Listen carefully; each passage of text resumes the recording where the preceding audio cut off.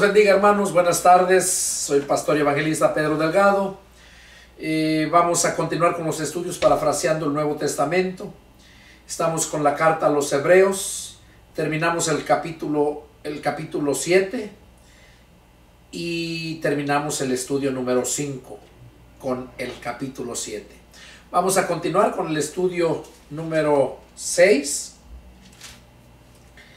y en el capítulo número 8 para continuar con estos estudios y seguir edificándonos y edificando la iglesia.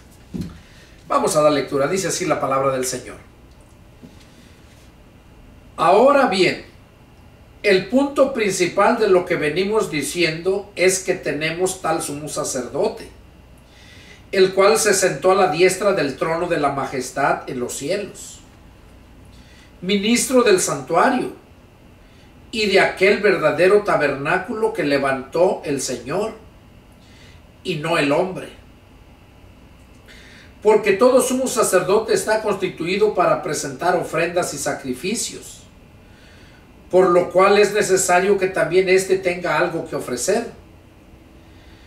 Así que si estuviese sobre la tierra, ni siquiera sería sacerdote, habiendo aún sacerdotes que presentan las ofrendas según la ley, los cuales sirven a lo que es figura y sombra de las cosas celestiales. Como se le advirtió a Moisés cuando iba a erigir el tabernáculo, diciéndole: mira, haz todas las cosas conforme el modelo que se te ha mostrado en el monte. Aquí vemos, vamos a meditar en esto. Sigue hablándonos aquí acerca del sumo sacerdote, que el punto principal es que tenemos a ese tal sumo sacerdote, el cual se sentó a la derecha del Padre en los cielos. Sabemos que ese fue el Señor Jesús, y que es ministro del santuario, de aquel verdadero tabernáculo que levantó el Señor y no el hombre, o sea, del trono de Dios, allá donde está el Padre. Él allá está siendo Jesús sumo sacerdote para siempre. Y dice que Él es un ministro del santuario, de aquel verdadero tabernáculo que levantó el Señor y no el hombre. Dice, porque todo sumo sacerdote que fue constituido por el hombre tenía que ofrecer también él mismo, presentar ofrendas por sus propios sacrificios, por sus propios pecados. Y también dice, por lo cual es necesario que también éste tenga algo que ofrecer. O sea, a Jesús era necesario que tuviera algo que ofrecer. Y por eso dice, así que si estuviese sobre la tierra, ni siquiera sería sacerdote, habiendo aún sacerdotes que presentan las ofrendas según la ley, las cuales sirven a lo que es figura y sombra de las cosas celestiales. Como cuando dice que cuando Moisés iba a erigir el tabernáculo en el desierto, se le dijo que lo hiciera tal y como se le había mostrado en el monte.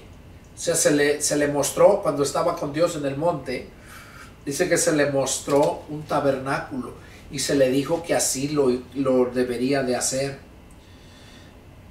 Entonces, dice, pero ahora tanto mejor ministerio es el suyo, o sea, el de Cristo, cuanto es mediador de un mejor pacto, establecido sobre mejores promesas. Un mejor pacto, se estableció un mejor pacto, dice, establecido sobre mejores promesas. Porque si aquel primero, o sea, el primer pacto, hubiera sido sin defecto, ciertamente no se hubiera procurado lugar para el segundo. O sea, el primer pacto había defecto. ¿Por qué? porque el hombre era débil y también él mismo debería ofrecer algo por él. Jesús, como somos sacerdote, ofreció algo, pero no por él, sino por nosotros. Y allí fue donde fue constituido sumo sacerdote para siempre, que no tenía necesidad de entrar y salir con sacrificios y sangre ajena, sino que entró al lugar santísimo, al trono de la gracia, con su propio sacrificio, su propia sangre. Y así fue que nos constituyó a nosotros, somos sacerdotes también, para gobernar por 1000 años, la era que viene. Porque reprendiéndolos dice, o sea, reprendiéndolos Dios a los sumos sacerdotes: he aquí vienen días, dice el Señor, en que estableceré con la casa de Israel y la casa de Judá un nuevo pacto. O sea, ya estaba establecido que iba de la casa de Israel y la casa de Judá. ¿Se han pensado ustedes por qué razón habla de la casa de Israel y la casa de Judá? Pues que no es la misma. No, Judá era uno de los 12 hijos de Jacob, de los 12 hijos de Israel, porque a Jacob Dios le cambió de nombre a Israel. Dios fue el que le cambió de nombre. Y aquí dice que Dios iba a establecer pacto con la casa de Israel, Jacob, y la casa de Judá, un nuevo pacto. ¿Por qué? ¿Se han preguntado por qué? Dios me ha mostrado cuál es el punto, el por qué. Jesús lo dijo cuando él andaba predicando. Les dijo a los judíos que habían creído en él, a los que le aceptaron. Les dijo que también tenía otras ovejas que no eran de ese redil, las cuales era necesario traerlas para que hubiera un solo rebaño y un pastor. Entonces, ¿de dónde viene Jesús? De la tribu de Judá.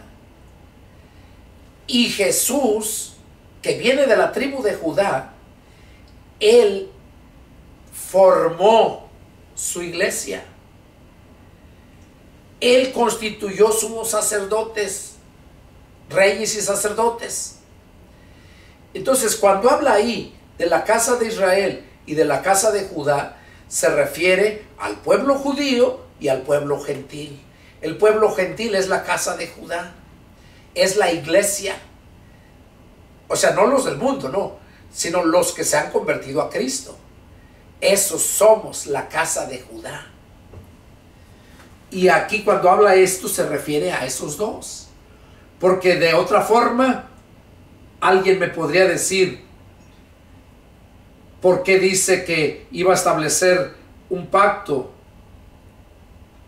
con la casa de Israel si Judá también era de la casa de Israel? Entonces ahí lo podemos entender. Y luego sigue diciendo, verso 9, no como el pacto que hice con sus padres. O sea, en el pacto que hizo con la casa de Israel. Con sus padres, con Abraham e Isaac y Jacob. Hizo pacto con sus padres de ellos. No como el pacto que hice con sus padres, el día que los tomé de la mano para sacarlos de la tierra de Egipto. Ahí ya estamos viendo que se refiere a ¿quiénes? A los judíos, a todos los hijos de Jacob, las 12 tribus.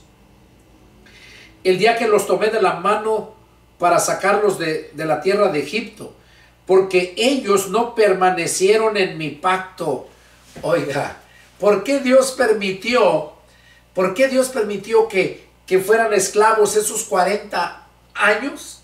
400 años, perdón. ¿Por qué? Porque no permanecieron en su pacto. El pacto que había hecho Dios con ellos, con sus padres, Abraham, Isaac y Jacob. No habían permanecido en el pacto. Entonces hizo un pacto con ellos.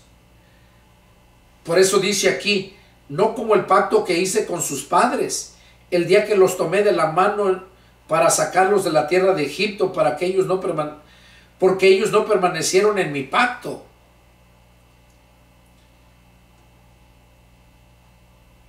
Y yo me desatendí de ellos, dice el Señor.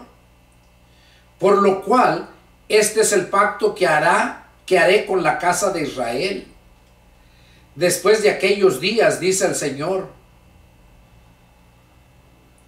pondré mis leyes en la mente de ellos y sobre su corazón las escribiré. Y seré a ellos por Dios y ellos me serán a mí por pueblo. Y ninguno enseñará a su prójimo, ni ninguno a su hermano diciendo conoce al Señor, porque todos me conocerán, desde el menor hasta el mayor de ellos, porque seré propicio a sus injusticias, y nunca más me acordaré de sus pecados y de sus iniquidades. Al decir nuevo pacto, ha dado por viejo al primero, y lo que se da por viejo se envejece, y se envejece, está próximo a desaparecer. ¿Qué está diciendo aquí? Que el pacto que hizo con ellos, cuando los sacó de Egipto, de la esclavitud, dice que ellos no cumplieron, o sea, hablando de la ley, no cumplieron el pacto. Y por eso dice que se desatendió de ellos. Dice que se desatendió porque no permanecieron en su pacto. Ahora, ¿qué nos quiere decir a nosotros esto? Que cuando nosotros nos convertimos a Cristo, Él nos está tomando de la mano. Allá en aquel tiempo los estaba sacando de la tierra de Egipto. ¿Qué estaban haciendo en Egipto? Esclavos. Ahora nosotros, el Señor Jesús nos está sacando, nos toma de la mano y nos saca de la esclavitud también. Pero ahora es la esclavitud del pecado. Allá Juan capítulo 8, verso 31 en adelante, en el verso 45, algo así, 46. Bueno, déjenlo, lo leemos. Ahí habla donde dice que ellos son esclavos del pecado.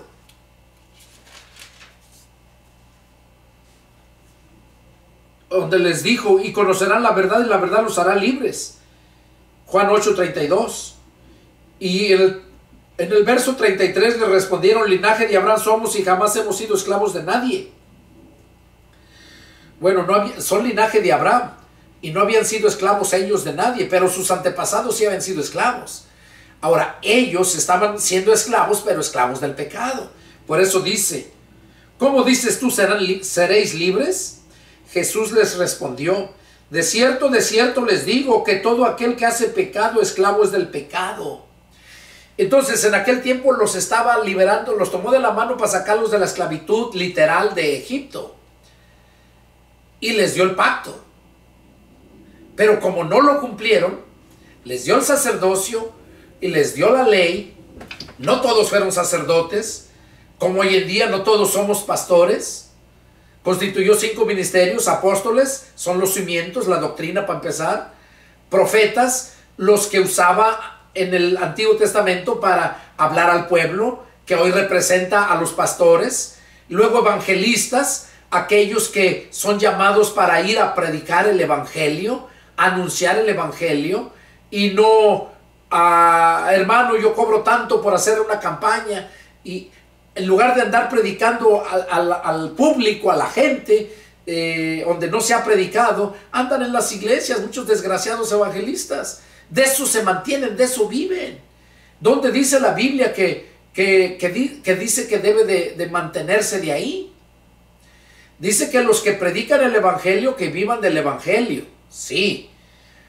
¿Por qué? Porque el evangelista tiene que estar en la iglesia, miembro de una iglesia, pero iglesia del Señor, no cualquier lobo rapaz.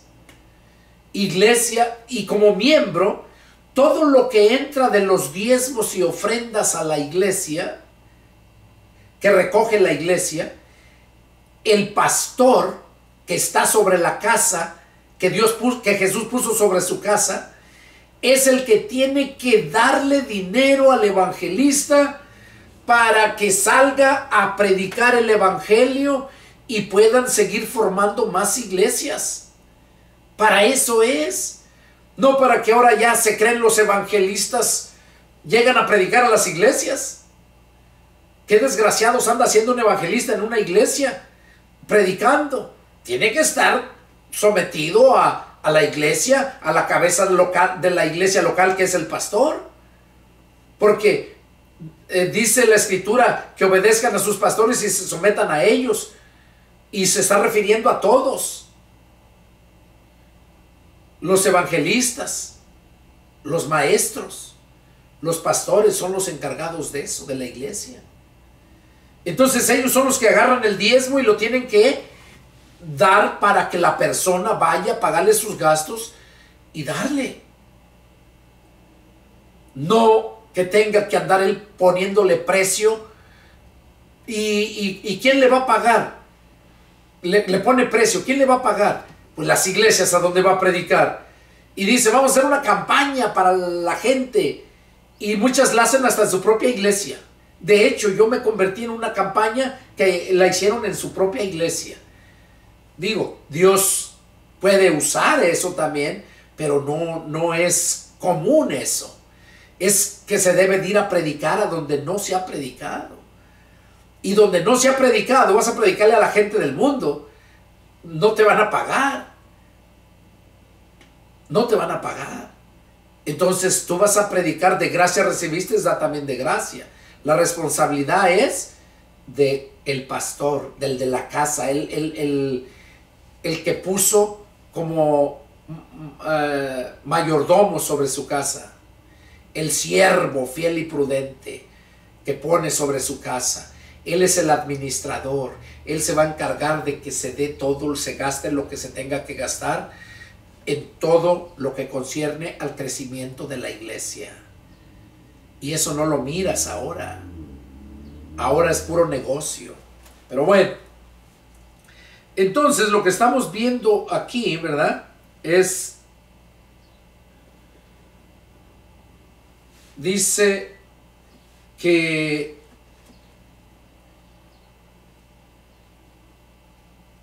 iba a ser el nuevo pacto que hizo, dice, porque aquellos no permanecieron en su pacto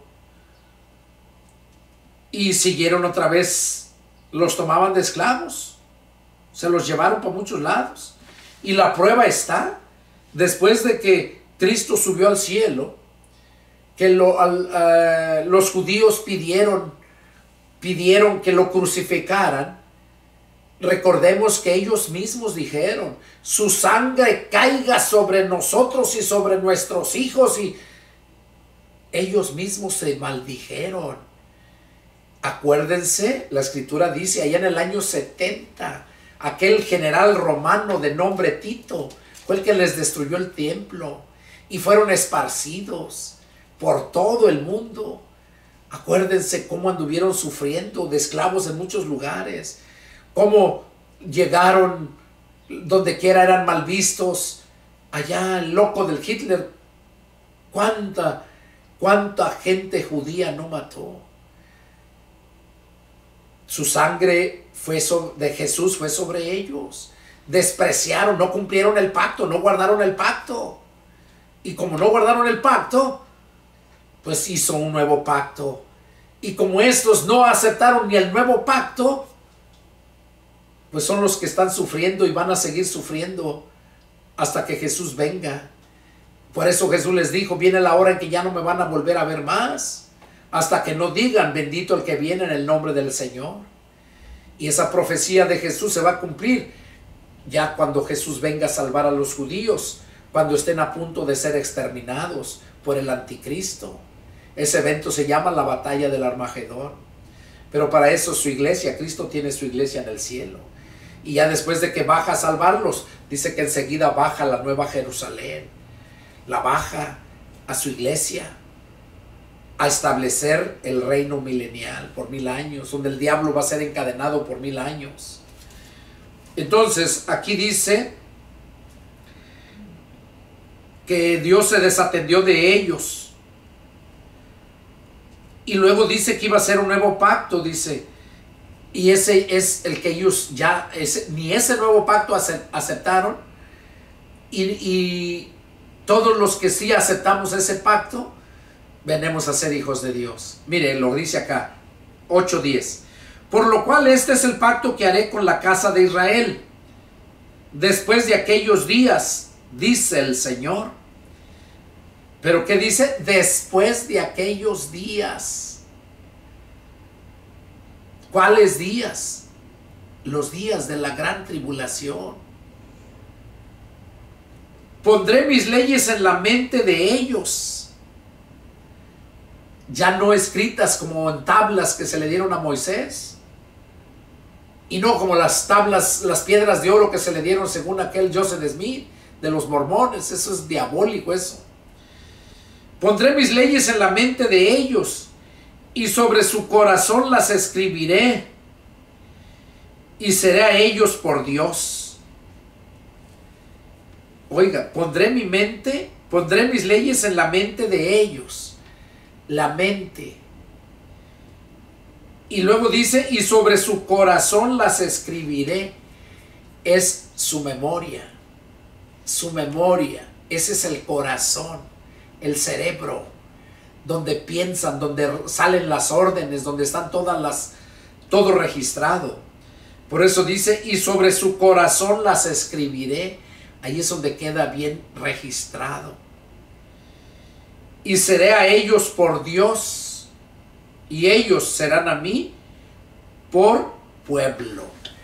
O sea, hasta entonces van a llegar a ser pueblo de Dios. ¿El pueblo de dónde? El de Israel, el que no aceptó a Cristo. De ellos está hablando. Y también de todos aquellos que se les invitó al nuevo pacto y no quisieron aceptarlo. Ese nuevo pacto que es con Cristo. Porque nosotros tenemos la mente de Cristo. Acá dice, pondré mis leyes en la mente de ellos, sus leyes. Pero ya para nosotros dice que nosotros tenemos la mentalidad de Cristo. O sea que Él es el que toma el control de todo, de nuestras decisiones. Por eso dice, y sobre sus corazones las escribiré.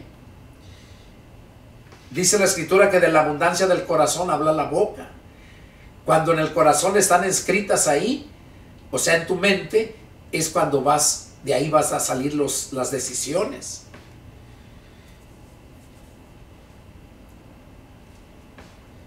Otro pasaje dice que antes era la circuncisión del prepucio, pero que en el nuevo pacto es la circuncisión del corazón. O sea, cuando Jesús llega, circuncisión es llegar y cortar todo ese prepucio para evitar infecciones, para que no se acumulara nada ahí sucio. Entonces, nosotros, en nuestra mente, en nuestro corazón, Él llega y borra todo lo podrido, los malos pensamientos, todo, y es cuando empieza a registrarse todo. Y allí, esa es la circuncisión del corazón, donde llega y arranca toda la podredumbre para que ya no haya más contaminación.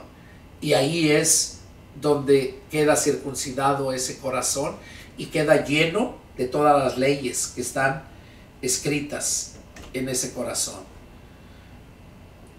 Dice, y seré a ellos por Dios y ellos me serán por pueblo. Y ninguno enseñará a su prójimo, ni ninguno a su hermano diciendo conoce al Señor, porque todos me conocerán desde el menor hasta el mayor de ellos. Ahora, ¿por qué está diciendo esto? Que ninguno enseñará a su hermano, mira, conoce a Dios.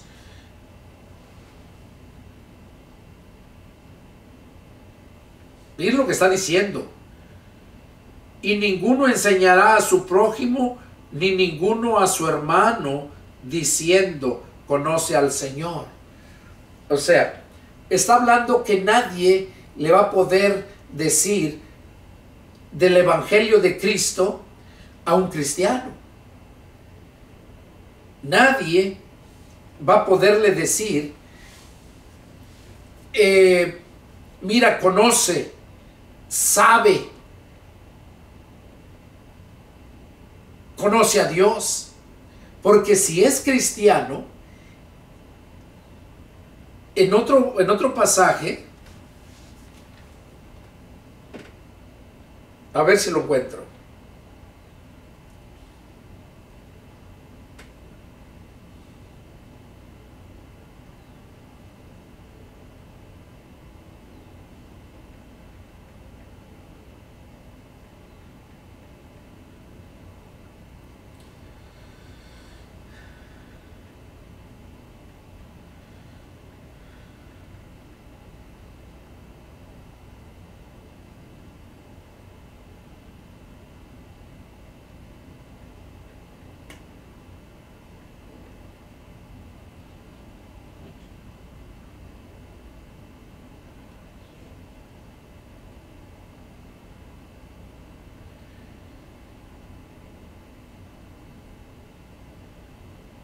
Primera de Juan capítulo 3, a ver, vamos a ver qué nos dice aquí el Evangelio de San Juan, la carta de Juan.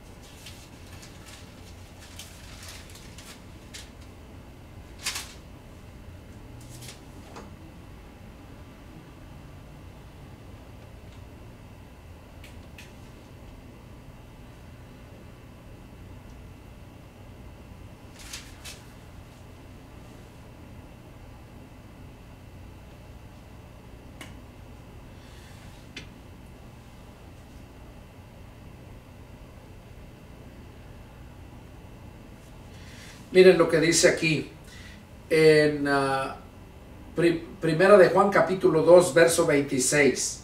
Dice: les he escrito esto sobre los que los engañan, porque hay muchos falsos pastores, falsos maestros, falsos predicadores.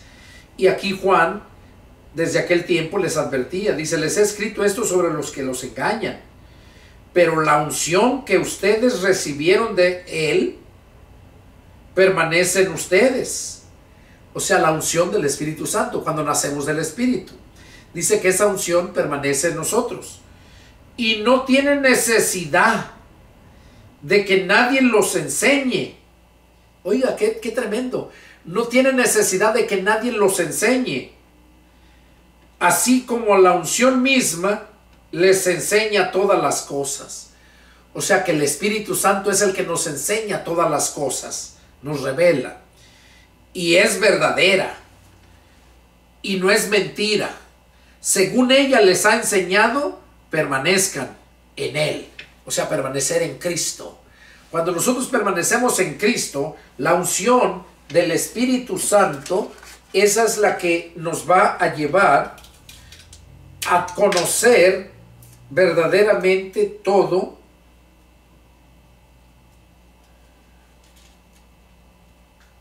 nos va a llevar a conocer todo lo que concierne respecto a Dios.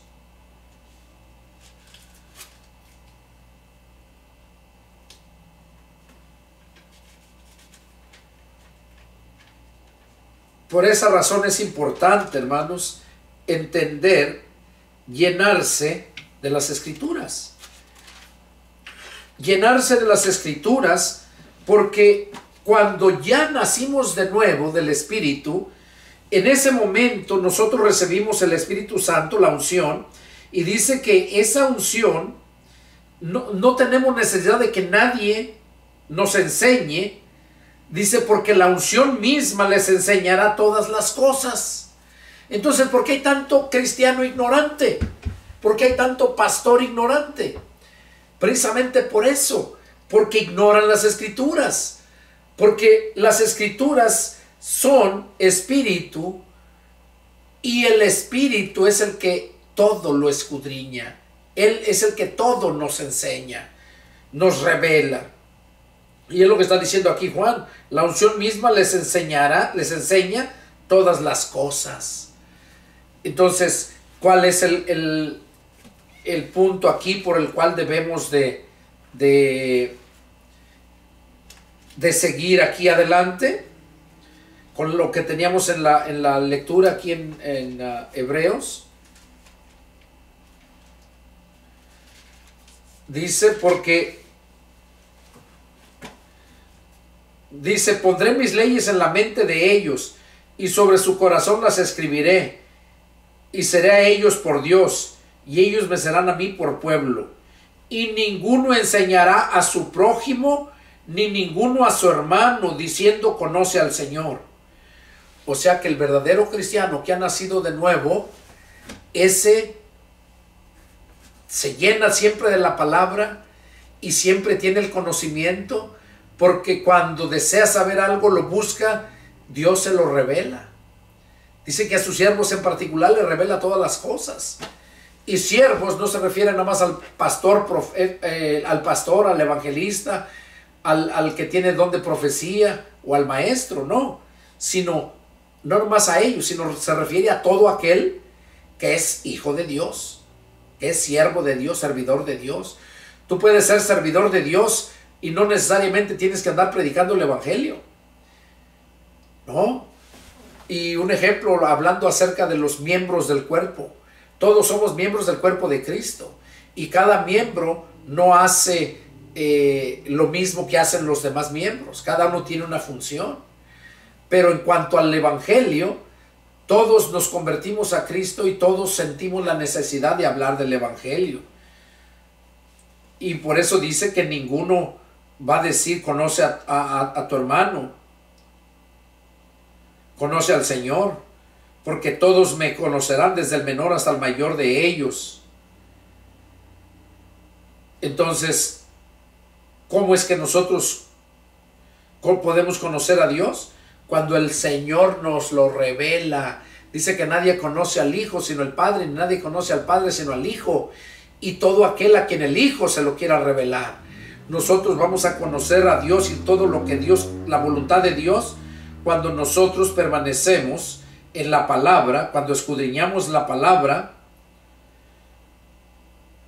porque la palabra es la que nos va a llevar a conocer la verdad, a conocer a Dios. Esa es la que nos lleva. Entonces, sigue diciendo, y nunca más me acordaré de sus pecados y de sus iniquidades.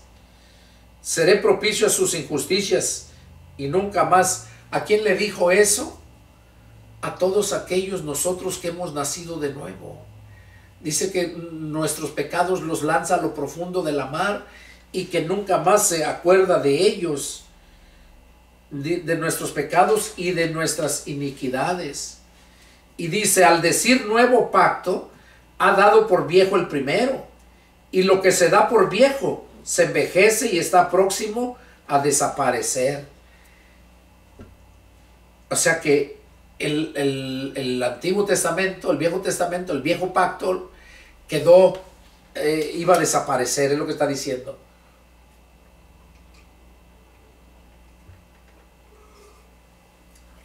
Porque la ley era el ayo solamente para llevarnos a Cristo. El ayo, el guía, el guardia para llevarnos a Cristo.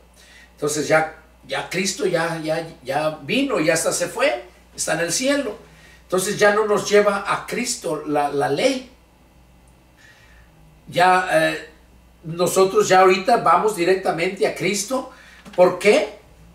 Porque por medio de la palabra, por medio del evangelio, es el que conocemos a Cristo.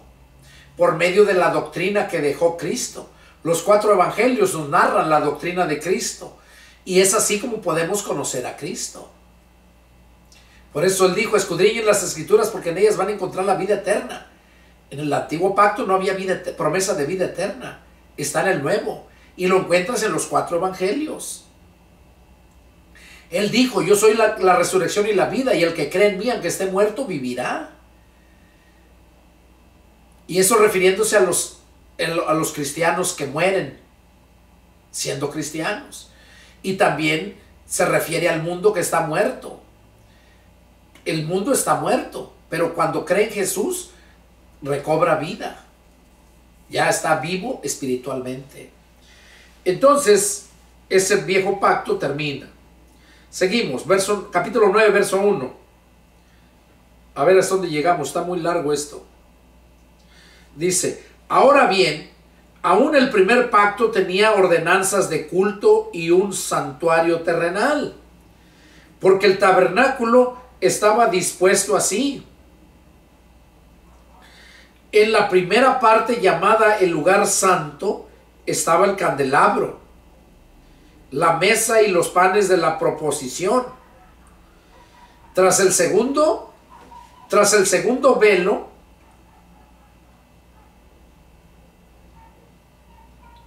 o sea, en el lugar santo, ahí estaba, dice, el candelabro, la mesa y los panes de la proposición. Tras el segundo velo estaba la parte del tabernáculo llamada el lugar santísimo, el cual tenía un incensario de oro y el arca del pacto cubierta de oro por todas partes, y en la que estaba una urna de oro que contenía el maná, la vara de Aarón que reverdeció y las tablas del pacto. O sea, en esa urna dice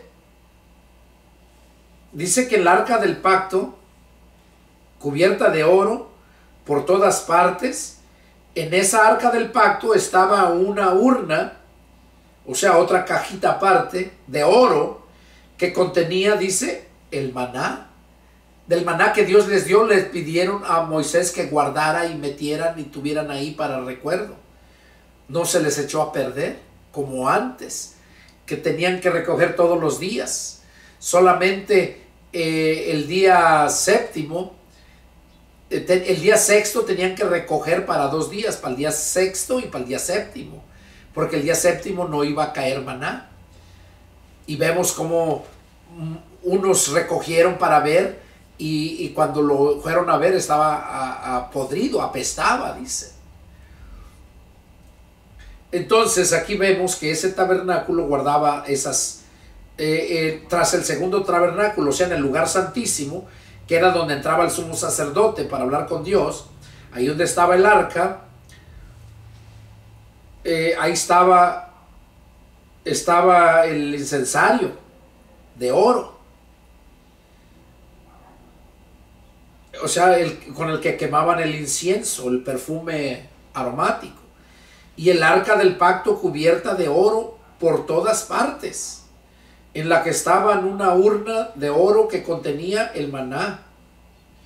Oiga, el incensario era de oro, el arca del pacto era cubierta de oro, y la urna era de oro. Y ahí en la urna tenía el maná, la vara de Aarón, y también tenía las tablas del pacto, o sea, la ley que se dio a Moisés, las que quebró cuando bajó corriendo por el pecado de la adoración al becerro de oro. Y sobre ella los querubines de gloria que cubrían el propiciatorio. Sobre ella, o sea, ¿sobre qué? Sobre el arca del pacto, de los cuales cosas no se puede ahora hablar en detalle. Y así dispuestas estas cosas, en la primera parte del tabernáculo entran los sacerdotes continuamente. En la primera parte del tabernáculo. era en el lugar santo, donde entraba, dice, así dispuestas estas cosas, en la primera parte del tabernáculo entran los sacerdotes continuamente para cumplir los oficios del culto. Pero en la segunda parte, o sea, en el lugar santo era donde rendían el servicio de culto, tenían culto de adoración. Pero en la segunda parte, o sea, en el lugar santísimo, dice, solo el sumo sacerdote era el único que podía entrar. Una vez al año, se conoce como el día de la purificación. No sin sangre. O sea, tenía que entrar con sangre para cubrir sus pecados. Y sus pecados tenía que habérselos confesado a otro sumo sacerdote y ofrecer el sacrificio de los animales para entrar con esa sangre. Por eso dice, no sin sangre, la cual ofrece por sí mismo y por los pecados de ignorancia del pueblo. O sea, y por los pecados de ignorancia del pueblo. O sea, porque su pueblo era ignorante. Por eso dice, mi pueblo perece por falta de conocimiento. Y una persona que no tiene conocimiento, pues es ignorante. Y él lo está diciendo aquí, la cual ofrece por sí mismo y por los pecados de ignorancia del pueblo, dando el Espíritu Santo a entender con esto que aún no se había manifestado el camino al lugar santísimo, entre tanto que la primera parte del tabernáculo estuviese en pie. O sea, mientras la primera parte del tabernáculo estuviese en pie, dice que no había camino para llegar al lugar santísimo. Entonces, ese camino se abrió. Cuando Cristo murió en la cruz, dice la Escritura que el velo que cubría la entrada para el lugar santísimo se abrió. Se abrió el velo de arriba hacia abajo. De arriba, dando a entender que venía desde arriba, desde el Padre, venía la voluntad de Él. Se abrió hasta abajo, dando lugar para entrar a todo aquel sumo sacerdote en todo momento. Y eso se refiere a nosotros como cristianos. Porque dice que a nosotros, a toda su iglesia, nos constituyó a unos maestros, reyes y sacerdotes, perdón. A unos nos constituyó reyes y sacerdotes para el milenio. Y aquí dice, dando a entender por esto, entender con esto que aún no había manifestado el camino, el lugar santísimo, entre tanto que la primera parte del tabernáculo estuviese en pie, lo cual es símbolo para el tiempo presente, según el cual se presentan ofrendas y sacrificios que no pueden hacer perfecto en cuanto a la conciencia al que practica este culto.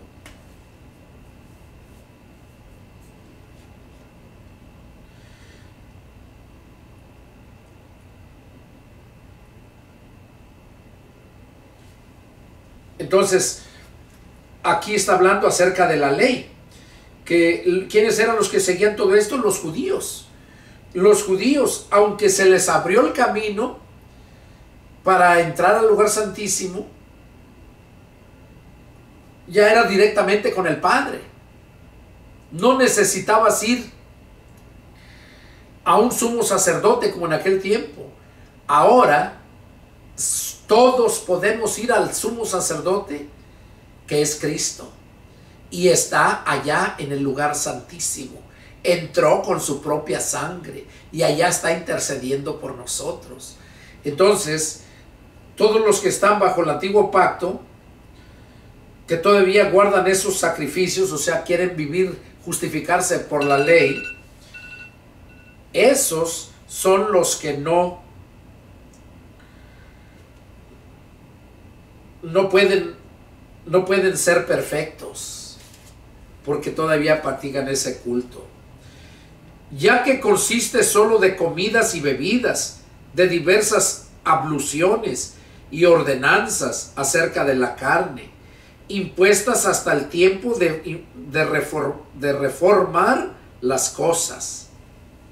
O sea que eso fue impuesto hasta el tiempo de reformar las cosas.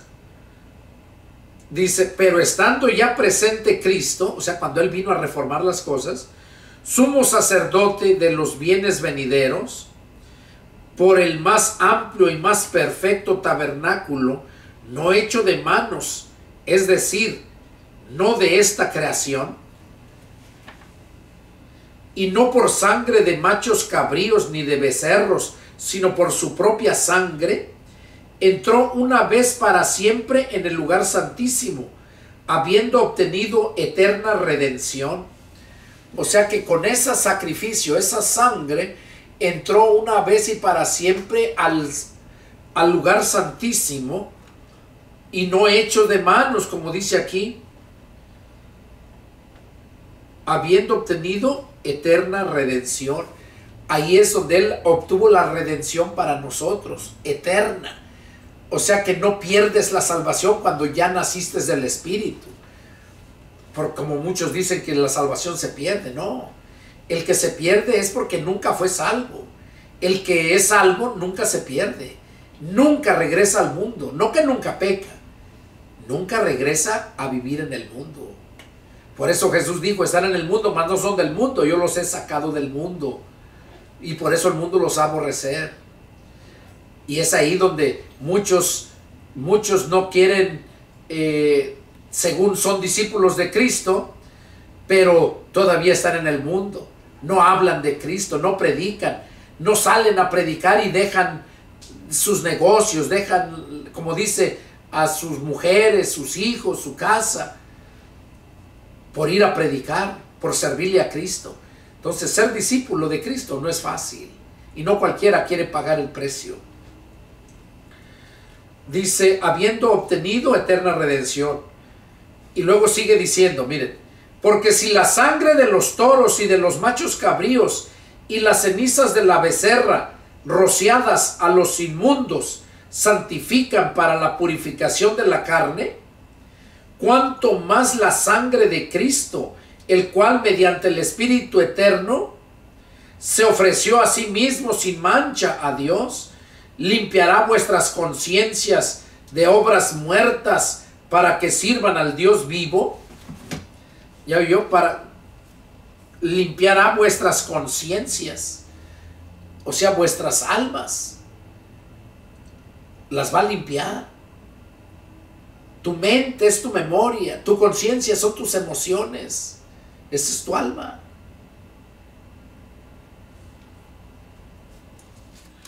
Dice, limpiará vuestras conciencias de obras muertas para que sirvan al Dios vivo. Así que por eso es mediador de un nuevo pacto, para que interviniendo muerte para la remisión de las transgresiones que había abajo el primer pacto, los llamados reciban la promesa de la herencia eterna. O sea que así como fue ese mediador de un nuevo pacto para que interviniese muerte para la remisión de las transgresiones que había abajo aquí en la tierra, en el primer pacto, los llamados, o sea, en este tiempo, reciban la promesa de la herencia eterna. O sea, ese es el nuevo pacto. Él vino a hacer el nuevo pacto, vino a dejarnos herencia, promesas de herencia eterna. Porque donde hay testamento, es necesario que intervenga muerte del testador. O sea, literalmente, cuando hay un testamento, ese testamento queda en acción hasta cuando hay muerte del que dejó el testamento. Mientras no muera, él sigue siendo el dueño de todo. Pero ya que muere, queda el que está escrito en el documento que se llama testamento. Y es lo que está diciendo aquí Pablo, el escritor a los Hebreos. Porque donde hay testamento, es necesario que intervenga muerte del testador. Porque el testamento con la muerte se confirma, pues no es válido entre tanto que el testador vive. Lo que les estoy mencionando. Mientras el testador vive, puede cambiar la herencia a nombre de otra persona. Puede cancelar ese testamento y hacer otro testamento nuevo para otras personas. Y eso, ay, cómo les duele a la gente que están esperando que se mueran sus padres, que se mueran sus tías, allá aquellos hijos del diablo, familias de mi esposa, que nomás están esperando a que se muera para heredar. Piensan que los van a dejar sin nada. Entonces, qué importante es esto, ¿no? Mientras el testador no muere, el testado, a quien se le da la herencia, dice, no es válido hasta que muera el testador. De donde ni aún el primer pacto fue instituido sin sangre. O sea, el primer pacto no fue instituido sin sangre, dice el primer pacto. Porque habiendo anunciado Moisés todos los mandamientos de la ley a todo el pueblo, tomó la sangre de los becerros y de los machos cabríos con agua, lana, escarlata e hisopo, y roció el mismo libro, y también a todo el pueblo. O sea, roció el mismo libro, o sea, la Torah, diciendo, esta es la sangre del pacto que Dios les ha mandado. Y además de esto, roció también con la sangre el tabernáculo y todos los vasos del ministerio. Y casi todo es purificado según la ley con sangre. Y sin derramamiento de sangre no se hace remisión. Oiga, de acuerdo a la ley, todo era purificado con sangre. Por medio de la sangre se purificaba. Ahí vemos cómo dice que Moisés roció a todo el pueblo. Y también roció, dice, al libro, la Torah. Y también a todo el pueblo, dice. Y diciendo, esta es la sangre del pacto que Dios les ha mandado. Pero eso era en la ley. Pero ahora, y además de esto, roció también con la sangre el tabernáculo y todos los vasos del ministerio. Eso es allá. Pero ahora en el nuevo pacto, también era necesario con sangre. Por eso termina diciendo el verso 22. Y casi todo es purificado según la ley con sangre. Y sin derramamiento de sangre no se hace remisión. O sea que si no hay derramamiento de sangre, no puede haber remisión de pecados. Y por esa razón es que Cristo vino a derramar su sangre para que por medio de su sangre nosotros adquiriéramos la redención. Nadie, absolutamente nadie puede salvarse si no es porque esté cubierto por la sangre del sacrificio de nuestro Señor Jesucristo. Bueno, hermanos, este fue el estudio número 6. Es el deseo de mi corazón que Dios haya hablado a sus vidas. Y una vez más, si tienen alguna pregunta, alguna duda, llámenme y con gusto atenderé su llamado. Que Dios los bendiga y nos vemos la próxima. Adiós.